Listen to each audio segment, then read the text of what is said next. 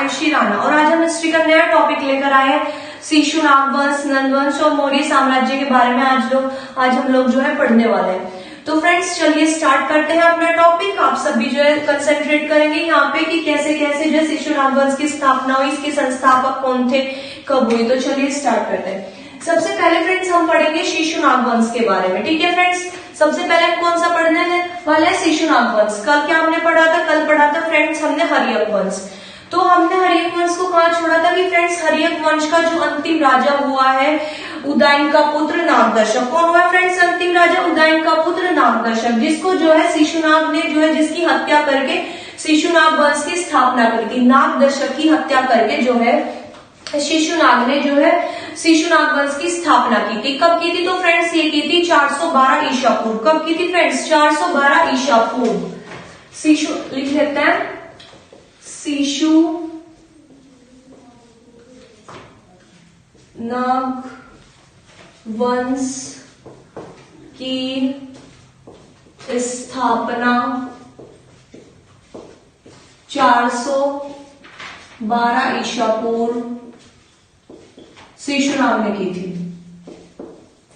शिशुनाग ने की थी, ठीक है फ्रेंड्स। किसने की थी, संस्थापक कौन है, तो फ्रेंड्स शिशुनाग वंश का संस्थापक है शिशुनाग। इसने कब की थी, तो ये की थी 412 ईसा पूर्व। शिशुनाग ने अपनी जो राजधानी थी वो पाटलिपुत्र से बदलकर वैशाली को बनाया। किसको बनाया फ्रेंड्स, शिशुनाग ने अपनी राजधानी पाटलिपुत्र से बदलकर वैशाली को बनाया। किसको, पाटलिपुत्र से बदलकर वैशाली को बनाया। पाटलिपुत्र से किसने चेंज की फ्रेंड्स, तो इसने वैशाली में की। शिशुनाग ने जो है अपनी राजधानी पाटलिपुत्र से बदलकर वैशाली को बनाया। उसके बाद शिशुनाग ने जो है अवंती राज्य को मगध में मिला लिया। किसमें मिला लिया, मगध में मिला लिया। कौन से राज्य को, अवंती राज्य को। शिशुनाग ने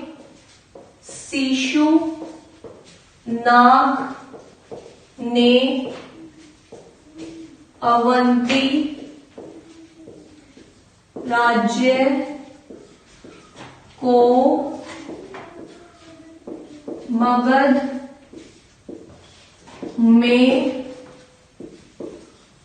मिला लिया, ठीक है फ्रेंड्स। अवंती को मगध में किसने मिलाया, तो वो मिलाया शिशुनाग ने। अवंती को मगध में किसने मिलाया फ्रेंड्स, तो वो मिलाया शिशुनाग ने। इसके बाद नेक्स्ट हम आता है कि शिशुनाग का उत्तराधिकारी कौन था, तो फ्रेंड्स शिशुनाग का उत्तराधिकारी था कालाशोक।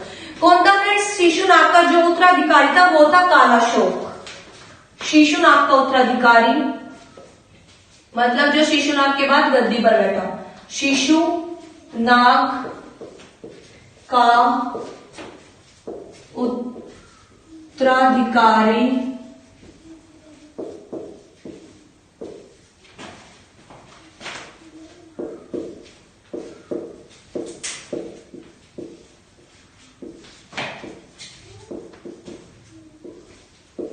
शिशुनाग का उत्तराधिकारी कौन था, तो फ्रेंड्स शिशुनाग का उत्तराधिकारी था कालाशोक। कालाशोक ने जो है फ्रेंड्स दूसरी बौद्ध समिति कराई थी। कौन सी कराई थी, दूसरी बौद्ध समिति कहां कराई थी, पाटलिपुत्र में। कालाशोक ने दूसरी बौद्ध समिति जो है वैशाली में, कहां कराई थी, वैशाली में। ये अपनी राजधानी जो है फ्रेंड्स वैशाली से पाटलिपुत्र लेकर आया था। बौद्ध समिति तो इसने दूसरी कराई थी वैशाली में, लेकिन ये अपनी राजधानी वैशाली से लेकर पाटलिपुत्र आया था। कालाशोक ने क्या कराया था फ्रेंड्स, दूसरी बौद्ध समिति वैशाली में। दूसरी बौद्ध समिति कहां कराई फ्रेंड्स, वैशाली में। उसके बाद जो है ये अपनी राजधानी वैशाली से लेकर पाटलिपुत्र आया। वैशाली से लेकर पाटलिपुत्र आया। कहां, वैशाली से पाटलिपुत्र लेकर आया।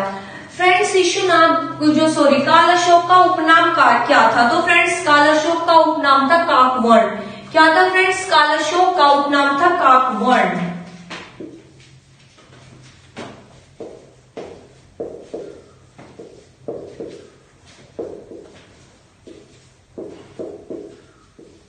काल अशोक का उपनाम क्या था फ्रेंड्स? तो वो था काकवर्ण।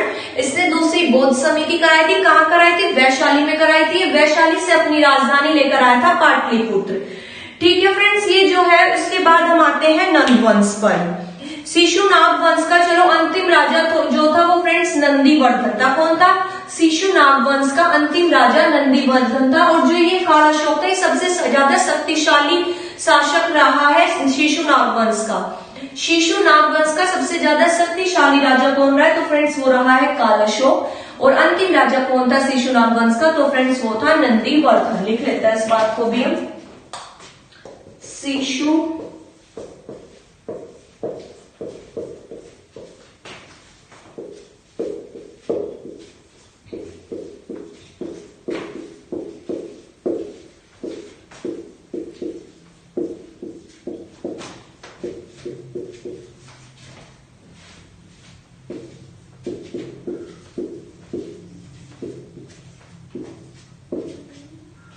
कौन था फ्रेंड्स शिशुनाग वंश का अंतिम राजा? तो वो था नंदीवर्धन। अब चलिए नेक्स्ट हम चलते हैं नंद वंश पर। ठीक है फ्रेंड्स, नेक्स्ट कौन सा वंश है? नंद वंश। नंद वंश की स्थापना की थी महापद्म नंद ने। नंद वंश संस्थापक कौन है फ्रेंड्स नंद वंश का? तो वो है महापद्म नंद। नंद वंश की स्थापना की थी महापद्म नंद ने, जो ब्राह्मण कुल से संबंधित था। कौन से कुल से था फ्रेंड्स? ये ब्राह्मण कुल से संबंधित था। और इस नंद वंश में 9 राजा हुए हैं। कितने हुए फ्रेंड्स? नंद वंश में जो है 9 राजा हुए हैं। संस्थापक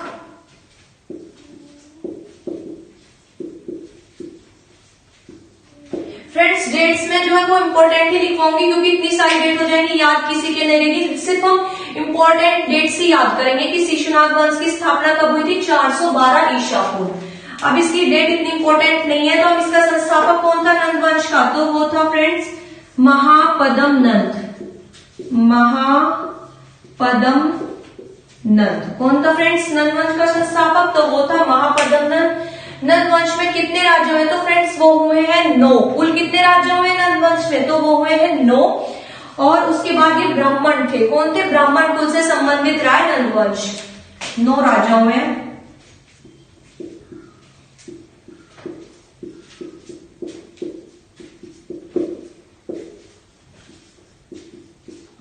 ब्राह्मण कुल से संबंधित रहा है।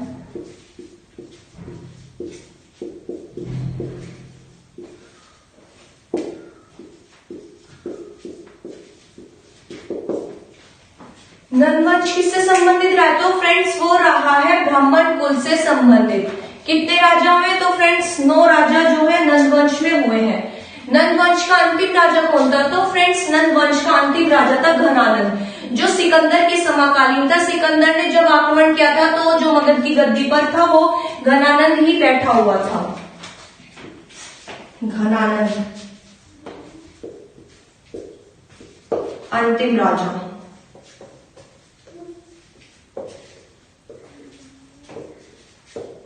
सिकंदर के समकालीन रहा फ्रेंड्स, और ये अंतिम राजा भी रहा है नंद वंश का।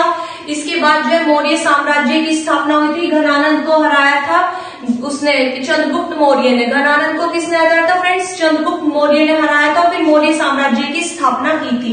सो फ्रेंड्स इसका आप स्क्रीनशॉट ले लेते हैं, फिर उसके बाद मैं आगे कराऊंगी। तो चलिए फ्रेंड्स हम नेक्स्ट स्टार्ट करते हैं मौर्य साम्राज्य। अभी मैंने बताया कि मौर्य साम्राज्य की स्थापना जो है चंद्रगुप्त मौर्य ने की थी घनानंद को मारकर। नंद वंश के शासक घनानंद को मारकर मौर्य साम्राज्य की स्थापना की थी चंद्रगुप्त मौर्य ने। ठीक है फ्रेंड्स, मौर्य साम्राज्य लिख लेते हैं सबसे पहले हम।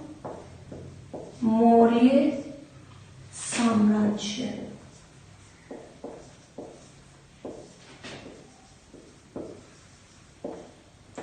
फ्रेंड्स समझ तो सभी के आ रहा होगा ना? बहुत इजी वे में करा रही हूँ, इसलिए मतलब कि अच्छे से समझ भी आना चाहिए आपको, क्योंकि क्वेश्चन जो है मौर्य साम्राज्य से आते ही हैं आपके। ठीक है फ्रेंड्स, मौर्य साम्राज्य की स्थापना की थी चंद्रगुप्त मौर्य ने। मौर्य साम्राज्य की स्थापना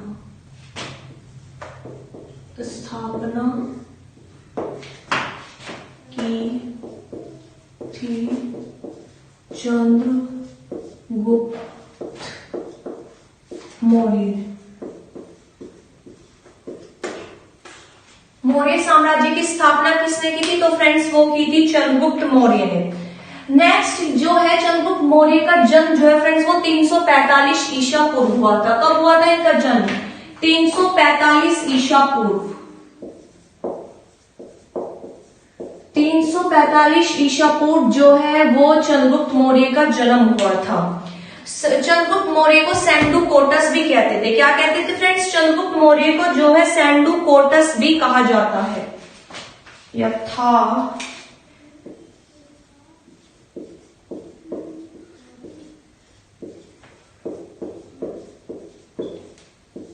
क्या था फ्रेंड्स? चंद्रगुप्त मौर्य का जो उपनाम था वो था सैंडुकोटस। सैंडुकोटस भी बोलते थे, इनको यूनानी बोलते थे सैंडुकोटस। ठीक है फ्रेंड्स, चंद्रगुप्त मौर्य का जन्म कब हुआ था? वो हुआ था 345 ईसा पूर्व। तो फ्रेंड्स चंद्रगुप्त मौर्य का प्रधानमंत्री कौन था? तो फ्रेंड्स चंद्रगुप्त मौर्य का प्रधानमंत्री था चाणक्य, जिसकी सहायता से उन्होंने जो है घनानंद को हराया था और मौर्य साम्राज्य की स्थापना की थी। चंद्रगुप्त मौर्य का सेनापति चंद्रगुप्त मौर्य का सेनापति चाणक्य था। कौन था फ्रेंड्स? चंद्रगुप्त मौर्य का सेनापति चाणक्य था, जिसकी सहायता से इन्होंने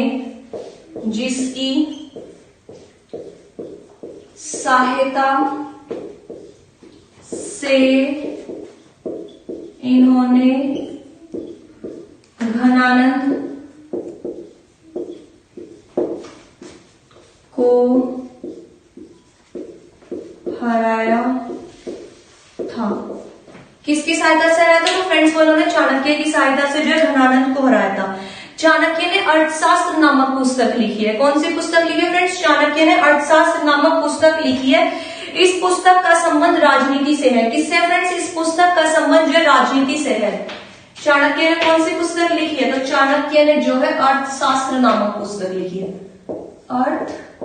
अर्थशास्त्र किससे संबंधित है? तो फ्रेंड्स ये राजनीति से संबंधित है। अर्थशास्त्र जो पुस्तक है तो वो फ्रेंड्स राजनीति से संबंधित है।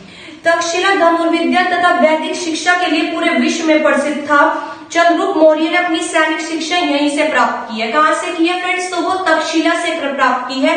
तक्षशिला जो है वो धनुर्विद्या के लिए या फिर मतलब सैनिक विद्या के लिए पूरे विश्व में प्रसिद्ध था और चंद्रगुप्त मौर्य ने अपनी शिक्षा जो है वो तक्षशिला से प्राप्त की है। चंद्रगुप्त मौर्य ने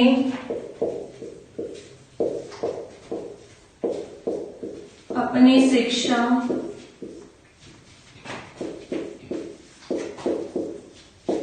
तक्षशिला से प्राप्त की है।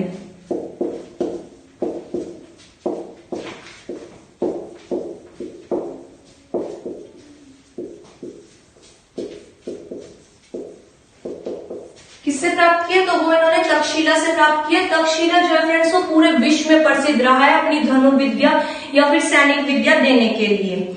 उसके बाद चंद्रगुप्त मौर्य जो है राजगद्दी पर कब बैठा? तो फ्रेंड्स चंद्रगुप्त मौर्य जो मगध की राजगद्दी पर 322 ईसा पूर्व बैठा था। चंद्रगुप्त मौर्य जो है फ्रेंड्स जैन धर्म का अनुयायी था। चंद्रगुप्त मौर्य का जन्म हुआ था 345 ईसा पूर्व और गद्दी पर वो बैठा 322 ईसा पूर्व। चंद्रगुप्त मौर्य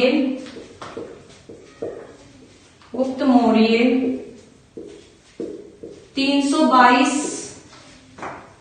ईसा पूर्व मगध की गद्दी पर बैठा। कब बैठा? तो फ्रेंड्स वो बैठा 322 ईसा पूर्व जो है मगध की गद्दी पर बैठा और ये जो है जैन धर्म का अनुयायी था। ये है जैन धर्म के अनुयायी थे। जैन धर्म के अनुयायी थे। ठीक है फ्रेंड्स, राजगद्दी पर बैठे 322 ईसा पूर्व और जो ये थे जैन धर्म के अनुयायी थे। नेक्स्ट चंद्रगुप्त मौर्य ने 305 ईसा पूर्व सेल्यूकस निकेटर को हराया। किसको हराया फ्रेंड्स? सिकंदर के सेनापति कौन थे? सेल्यूकस निकेटर कौन थे? सिकंदर के सेनापति। उन्होंने जो है चंद्रगुप्त मौर्य ने 305 ईसा पूर्व सेल्यूकस निकेटर को हराया।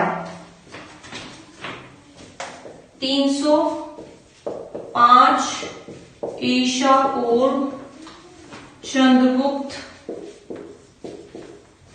मौर्य ने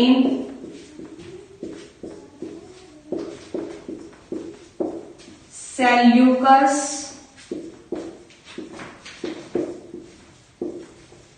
निकेटर को हराया। ठीक है फ्रेंड्स, किसको हराया? सेल्यूकस निकेटर को हराया। उसके बाद नेक्स्ट हम आते हैं कि चंद्रगुप्त मौर्य की सेना 6 भागों में बटी थी। कितने भागों में बटी थी फ्रेंड्स? 6 भागों में जो है इनकी सेना बटी थी। सेल्यूकस निकेटर ने अपनी पुत्री हेलेना का विवाह जो है चंद्रगुप्त मौर्य से किया। किससे किया? अपनी पुत्री हेलेना का विवाह चंद्रगुप्त मौर्य से किया। सेल्यूकस निकेटर ने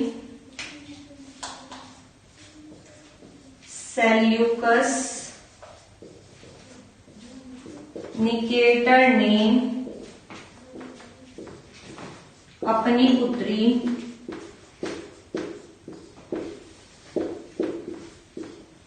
हेलेना का विवाह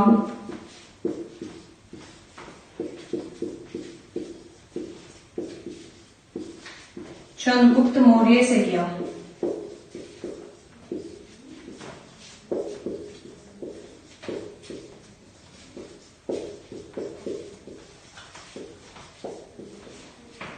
किससे किया फ्रेंड्स? चंद्रगुप्त मौर्य से किया। नेक्स्ट हम आते हैं मेगास्थनीज सेल्यूकस निकेटर का राजदूत था जो चंद्रगुप्त मौर्य के दरबार में रहता था। मेगास्थनीज जो है वो सेल्यूकस निकेटर का दरबारी था जो चंद्रगुप्त मौर्य के दरबार में रहता था, या फिर सेल्यूकस निकेटर का राजदूत था जो चंद्रगुप्त मौर्य के दरबार में रहता था। मेगास्थनीज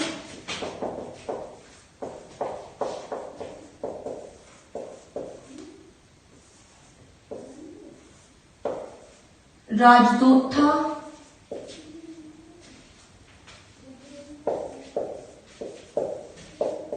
किसका? सेल्यूकस निकेटर का।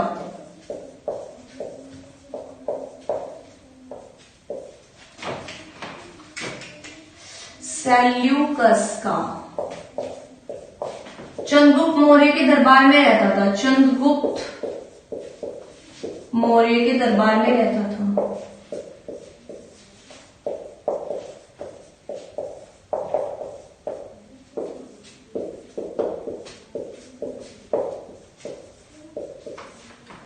मेगास्थनीज जो है फ्रेंड्स वो सेल्यूकस निकेटर का राजदूत था जो चंद्रगुप्त मौर्य के दरबार में रहता था। मेगास्थनीज ने जो है फ्रेंड्स वो इंडिका नामक पुस्तक लिखी है। कौन सी पुस्तक लिखी है? इंडिका। मेगास्थनीज ने भारतीय समाज को 7 जातियों में विभक्त किया। इसने पाटलिपुत्र को जो है फ्रेंड्स वो पालीब्रोथ नामक दिया है। क्या नाम दिया? पालीब्रोथा नामक दिया है इसने पाटलिपुत्र को। और इसने जो है भारतीय समाज को 7 भागों में विभाजित किया, यानी कि 7 जातियों में विभाजित किया है।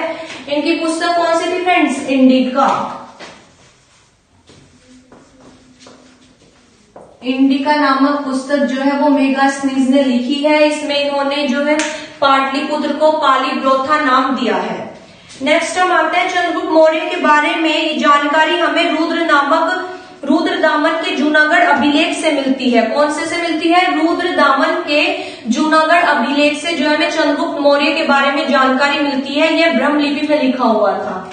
चंद्रगुप्त मौर्य के बारे में जानकारी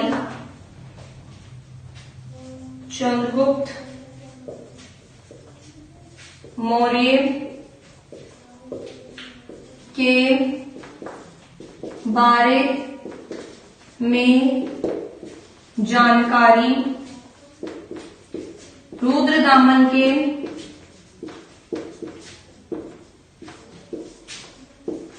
जूनागढ़ अभिलेख से मिलती है।